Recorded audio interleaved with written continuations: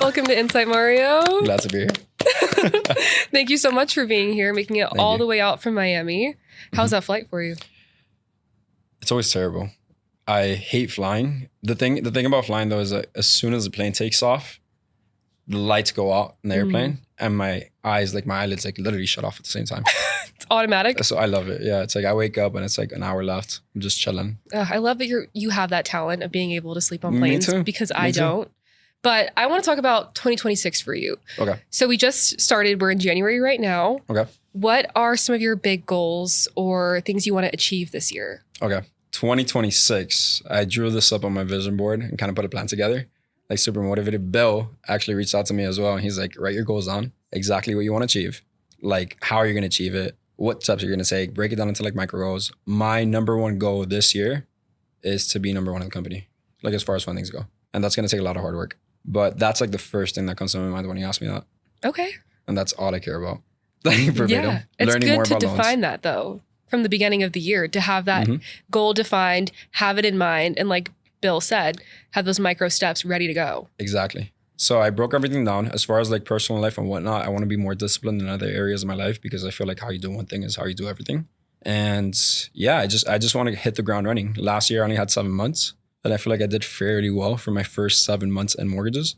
Absolutely. So this year I want to just put it like all on the floor. Just kind of go all out. I think you can definitely make that happen. Hey. Speaking of last year and only having 7 months, that was when you joined IHL, correct? Exactly. Tell me about that beginning stage a little bit. So me, Ryan, Adrian, and Italo have always been like a very close-knit group of friends, even Sam as well. And I remember they've all been doing mortgages. They've all had their prior experience. I myself have never been in a mortgage company before IHL. And I've always asked Italo, I'm like, how is it over there? Like I've always done sales. Like I've had my first experience. I did door to door.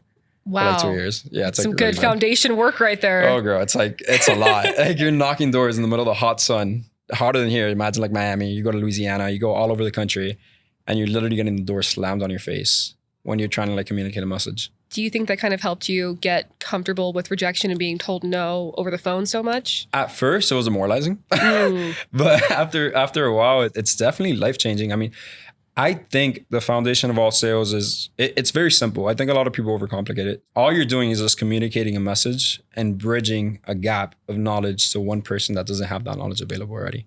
I love that. Right. So all you're doing is just teaching somebody something that they didn't know before and obviously influencing a decision that they wouldn't have made that's obviously for their better well-being, whether it's financials.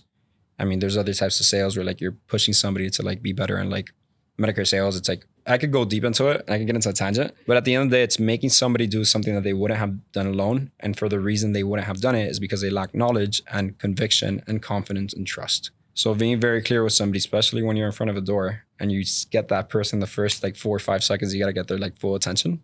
That's very true. Otherwise it's slam done. Door. It's done. You got 4 or 5 seconds. You got to get their attention. You got to tell them, hey, this is why I'm here. This is what I'm doing. This is who I am. Brand the company. Eric says it all the time. You brand the company, you brand yourself, you tell them why you're there, and then after which point you get into, okay, this is your current situation. Is it even beneficial if we talk about what this would look like? Right. And then you paint a picture and you tell stories. So that's always been a big model for me. You make it sound so simple. Is it always that simple to implement that strategy or no? No. And I think the biggest issue with sales is like after you get into it for a while, you start overcomplicating it for yourself. It's like, think about it like a canvas. And you have that canvas very, very clear. And that's the reason why a lot of people do very well when they enter mortgages. We have a lot of people in Miami that come in with no experience. David, me, I mean, Italo came in with barely any mortgage experience either. And those are all names that you like see at the top, right, which way or another. And many more to come that you'll see. I hope so. Yeah. But the cool thing about that is that those blank slates, as long as you're willing to listen, you're disciplined, and you're just kind of willing to go all in. And listen to like people like Ryan, Adrian, Margolis, like Bill, like this is a very good culture that you have behind you. So as long as you could just draw on that blank slate, it's perfect. I mean, you just gotta listen, implement it. That's it. Like the script's there, the methods are there. I mean, the systems are there. You just gotta implement it. The biggest mistake that people make is that they overcomplicate it for themselves. And that's a little bit of an ego problem because you think you know it all. When in reality, these are all people that have things figured out and they've had it figured out for multiple years. Right. So when you draw on a canvas that already has a foundation and you try to overdraw on it or kind of like scribble on top of it, Yeah. kind of looks messy. Definitely. Yeah. You're trying to like stack on new information on top of things that are like already cemented. It's just not going to be easy. And then you get like way too technical. You got to keep it simple. Right. I think for us, from a marketing standpoint, when we hear conversations between like sales directors and new hires, you can tell they're in that position because they make the really complicated stuff sound so simple. And I think that's sort of a superpower that almost every single loan officer has to have, because you're not on the phone with other bankers. Exactly. You're on the phone with regular people, clients, people that want to change their home life. These are people that, I mean, they have their own struggles financially. And obviously they're on the phone with us for a reason, for us to help them. But the biggest thing from that, it's like, if you make it very complicated to the point where we have our license, we do God knows how many hours of continuing education year over year. It's too much to even keep track of at this point with every single license that we have to hold. And if you just kind of communicate everything, you're not only going to be on the phone with them for an hour or two, which is really inefficient if you're trying to help somebody out, but on the second end, you're going to make it super complicated. You're going to start using all these terms and terminology where I hear people like using all these big and fancy words. It's like, they don't need that. Yeah, you sound smart, but this is not for you. This is for the actual homeowner. Right. Like, it's keep not it your simple. chance to like flex and everything. Exactly. Like that. Keep it simple, help them. Make sure you communicate the message the right way and make sure you hear them out. Like, all you got to do sometimes is just be quiet and listen. Underrated skill. Yeah. Just underrated skill. Hey, I have that issue too. My mom used to tell me all the time when I was growing up. She's like, just shut up and listen. And I'll be like, okay, mom. Okay, we'll try. Well, now, So, shut up. now you've learned. Exactly. Now you've learned. I went on a tangent there. How I joined was Italo. Yes. After so many months of seeing what they did and just kind of like the culture that they deviated from and just going out with them, me being like the outsider, I was like, okay, I want to give this thing a try. And they took me in with open arms. Miami grew from when I joined from 6 people to now we're stepping over 20 and more to come. And it's just, I mean, it's like a sitcom. You went over there. I loved it. It really was like a sitcom. I mean, Ryan's dad brought in pastries and we had like Cuban coffee and it was the most wholesome but like hype thing at the same Cafecito. time. Exactly. And I remember asking coladas. him like 3 times, like, what was in that? Because I was Oh my God. so productive the entire day. Yeah. It's Cuban crack. Yeah. It's like those little shots will give you more energy than any Starbucks drink will ever give you. Ever. And you save so much money too. Oh my God, it's like $2. Exactly. It's like, you're good. You're just get a little cup and you're good for the rest of the day. And you guys have that like every day or? Somebody brings it. Somebody always brings it. If it's not me, it's going to be Jim. If it's not Jim, it's going to be Fusco. If it's not Fusco, it's Italo. But like, we all watch out for each other. Like, the best message you see in the Miami chat, as far as like loans getting CTC'd, homeowners you're helping, all that aside, work aside, it's, hey, we got cafecito on this corner. Yes. Come get it. And you see everybody just squatting up. It's like a swarm of like bees in a beehive. Oh, I love it. It's all going. And then everybody comes back on the phones and our energy's all the way back up there. No wonder you guys are like top every single month. No wonder you have the Cuban crack That's to a keep secret. you going. That's a secret. You got to bring it over here to AZ. I'm trying. You guys have protected the recipe. I don't know. We'll I see. don't even know the recipe. We'll figure it out. So tell me about the culture of Miami, like what that means to you guys and what that was like for you with this being your first mortgage experience pretty much. It was very comfortable. I mean, coming into mortgages with zero experience, any single product that I've ever sold in my life before, whether it's solar, whether it's insurance, anything else, it's very simple. Like, the idea of it is very, very simple. It's not regulated. Mortgages being a highly regulated, I think it's the most financially regulated product in the marketplace. I think there's a lot to learn. And something that Ryan always says as well, and Adrian, is you're always going to learn every single day, even they're learning. It's very comforting to have somebody there as well. It's like, hey, I'm trying to know it all and I don't get overwhelmed, because then on my backside, I have Ryan on my left ear, I have Adrian on my right ear, and they're telling me, hey, do this way, do this that way. Whenever I do something wrong, yeah, sure, they get mad at me. Right. But it's always like a very humble, like, it's not like I'm supposed to know everything. It's very comforting to have your friends there. And it's not only like me, which I knew them before. It's like everybody that comes in, they're a family. That's a culture we have in Miami. It's literally like a sitcom. The music is always vibing. Everybody gets along with each other. I think to work in the Miami office, you really have to like fit the vibe. Mm-hmm. And I love that. Yeah. Because I have not met one person, no matter how different you are from one another, that we just don't like all welcome with open arms. So true. And it's my first time walking in there. And I was like shaking, not off the Cuban coffee, but just shaking. So I was like, I don't know, like a random room of people I've never met. But you guys were just so welcoming. You had mini golf off to the side. And I see on the Instagram stories, there's dogs, super cute puppies and stuff. Yeah, everybody has a work dog. And everybody has a work dog. But overall, everybody just seems so happy to be there. I agree. And it's like you said, you kind of fit the vibe. And it's not like an experience vibe or an age vibe or anything like that. It's just a personality thing. We got people from our ages. We got, I mean, all the way from, I think me and Ethan are the youngest people in the office at 24. You go all the way up to like 40s. We got Jim. We call him Monk. He's going to hate me for this. But we all help each other out. It really is a one-of-a-kind vibe. Everybody that comes down to Miami just loves it over there too. Yeah. Whether it's from Arizona or Michigan. It's amazing. You guys have your own little bubble over there. Yeah. And it's ever growing. It doesn't pop no matter how big it gets. We're going to keep going. Exactly. We're going to keep going. We're going to pivot back to you and your mortgage experience. Was there ever a moment in your career where you were like, okay, I know I'm giving this a shot, but I want to stay here. This is what I want to do. Yes and no. Intraday, every day, I would have my own single doubts, doubting myself because it's an overwhelming amount of information. But then it all goes back to like culture. Like I know it's a me question, but I can't talk about me without talking about everybody else because that's a reason why I'm successful in a way, right? And it doesn't even go past the people in Miami. It's like processors. Margolis outside of the office does a great job. You got people like Bill, Katz, Downs going out of their way to make us comfortable. Whenever we're in town or whenever they're in town in Miami, it's like they all make sure to make us feel at home and go out of their way to help us. Hey, what do you need?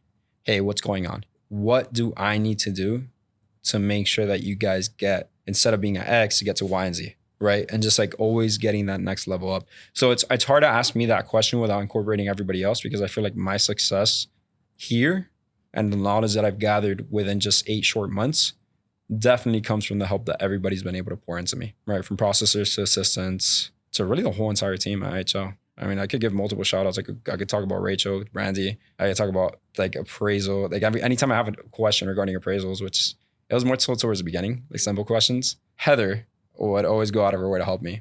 She's super sweet. Yeah, she's amazing. She's a beast too. Yeah, it's like they're machines. That's the thing. Everybody here is a machine. Right. I got on a call with John Moss. It was like my third month. I was doing fairly well. I wasn't doing bad. But I'm always looking to learn. And Moss has his own team. There's no reason he would get on a call with me. Went out of his way, got on a call with me for like 30 minutes and just kind of went over, okay. He looked at my culture index. You know what a culture index is, right? I do not. So every person in sales takes a culture index to determine like what your personality type is. Ooh. I didn't even know he looked at that. I forgot I did that. And he went out of his way. He looked at that. He heard a couple of my calls. He sent me a couple of his calls and we just like dissected every single point of sales together. And I feel like just like having that vibe and that environment where you're working at like the highest frequency available, it's not only good for you, but you're also able to spread that energy into everybody. So my transition into mortgages, super slight, super simple. Awesome. I loved it. I think you got lucky in the way that it was so seamless for you and that what you did have challenges and whatnot, but the people around you were a good like sounding board for what you needed to learn. You cannot put it any better. It's like what I said in a paragraph, you said it in one sentence. I try. Well, as much as you've grown in such a short amount of time, how do you kind of decompress after work and take some of that pressure off after being on the phones all day? I, myself, personally, like deviating into like going into the weights. I go to the weight room for like an hour, just like chill. I barely listen to music anymore because I just can't take too many words in one day. You work out in silence? No, it's like I put like Hans Zimmer. Crazier switch. Like classical music? I literally, like in the past 2 months, I played classical music. It's the funniest thing in the world. Do you feel like you're in a movie, like a montage? Like, you know, like when they're like characters like growing, you know, and they're going through an arc? Yeah, like when I'm lifting weights and after, like I look at myself in the mirror, I'm like Batman. I think I should try that. I don't think it'll have the same No, effect. it's like, it's pretty funny. My friends got me for it. I mean, yeah, they give me shit for it, but it's amazing. It's unique. We'll say that. It's unique. Okay, you lift weights. I also like I dabble into martial arts a little bit. I've been doing jiu-jitsu for like 3 years. Really? And I feel like it's a great metaphor for life. You're literally grappling, so you're like getting choked out. You have to like tap out, and like you're fighting for your life. Yeah. And there's no way possible. Like you have to figure something out. And I feel like that's a good metaphor to like even my mortgage career, like to the point where I feel like everything is just coming down on me, and I have to figure out like where can I make like a little slither or make some space to get out of this situation, solve it, and attack it from another angle. Absolutely. And that's the same exact way that's really the reason why I really do love martial arts. Because it's like whether it's Muay Thai, which I've been doing for like about a couple months on. Okay. Jiu-jitsu for like 3 years. It's a great metaphor. Because when life beats you down, it just takes you down to the floor. You just got to find a way to stand back up. Yeah. As corny as it sounds. No, I don't think that's corny. I think it's true. And you're problem solving. You're in are. your brain all day at work. Exactly. I think it's awesome to have any outlet. I don't care if you're a ballerina, yoga, whatever you want to do, lifting weights, jujitsu. Agreed. But getting back into your body and kind of problem solving that way. Exactly. And challenging yourself that way. It's really grounding for a lot of people. It is. And it's funny because you're still problem solving, but it's in a completely different way. Yeah. Where you're able to come back and you're like, okay, I did that and that was a lot harder physically than this is. I'm not going to die. I'm not going to get punched in the face. Like maybe metaphorically, but I can figure it out. You get that confidence though. You do get that confidence. Of knowing for you sure. can figure it out. For sure. But for somebody who's your age and curious about the mortgage industry, but hasn't really made that jump yet, what words would you give them? I love this question. The first thing I would tell anybody is like, whenever I talk to people, even in Miami, starting off, there's 2 words, and those 2 words, they made an everlasting impact on me and how I see my outlook on the world. It's delusional belief. It's like I have a delusional level of belief, self-belief in myself, and just belief in that I could do anything if I put my mind to it. Because if somebody else did it in flesh, I know I can too. We are all born without saying a single word. The same words come out of each and every single person's mind. And I think if you really just lock in, put your mind towards something and say, hey, no matter what, I'm going to do this. No matter what throws you off, you're going to be so delusional that you're going to ignore every single sign of not to do it. Because it's a lot of things that people can say that when they're getting into mortgages, it's too hard. It's a lot of information. It's overwhelming. People are going to tell me no. People are going to scream at me. People are going to hang up because they're frustrated and they don't understand. But then if you just ignore that and just like let it like brush it off your shoulder. You just let it like brush it off. Yeah. You're good. I just believe in myself more than I believe in anybody else. Like, and I think that's huge. It's rare too. It's not easy to do. It's definitely rare. But I think when it comes to like delusional belief, it's like if you go all in and you ignore every other facet of your life and every other distraction and you just have like a tunnel vision towards something, no matter what comes at you, you have those glasses on, no matter what sand is thrown at you, you're not going to let it get in your eyes. And even if it does, you're going to wipe it off. You're going to be so delusional. You're like, it's not there. This problem does not exist. I'm going to tackle it. I love that. Yeah. So you want to tell them, be so delusional, positively, believe in yourself, and just throw your blinders on. Don't get distracted by what other people are saying. Don't and look just at anybody else. Go straight for your goals. And to add on to that, don't ever compare yourself to anybody else. Because I've seen people that have a rough 3, 4, 5 months. And then on month 6, 7, 8, 9, 10, they have a better accumulation of those months compared to anybody else in the field. And it's just like, you got to trust your own process. Fix what's wrong. Keep doing what's right. Just keep being delusional. I love it. Positively delusional. Yep. That's it. That's literally it. Okay. Well, that's making me inspired. There we go. I'm fired up. I'm fired Your up. job already. is done. I'm fired up. Perfect. Well, thank you so much for being here today. Is there you. anything else that you want to share with us? No, I'm just grateful. I'm just grateful in all areas of my life. God, my family, my friends, which I also happen to work with, everybody here in Scottsdale. I feel like this company is all like a big family and they all make themselves feel like it. Like when you guys came down to Miami, it felt like we've all been friends forever. We barely know each other for like a year. But many years to come. Yes, right? yes. And I'm just very grateful. I think that anybody looking at independence from an outside view in, if you have any single doubt of where you're at, I think that's time to self-evaluate and just think and just reflect on why is it that I'm somewhere where I have second doubts. I have no second doubt of being here. I see myself here for many, many, many more years to come. And I don't see myself working anywhere else. So I'm just overall grateful for everything around me and everyone around me. I just got chills. No, but that's incredible. I think you said it better than I ever could. Okay. And thank you again for being here. I appreciate you. Thank you for having me.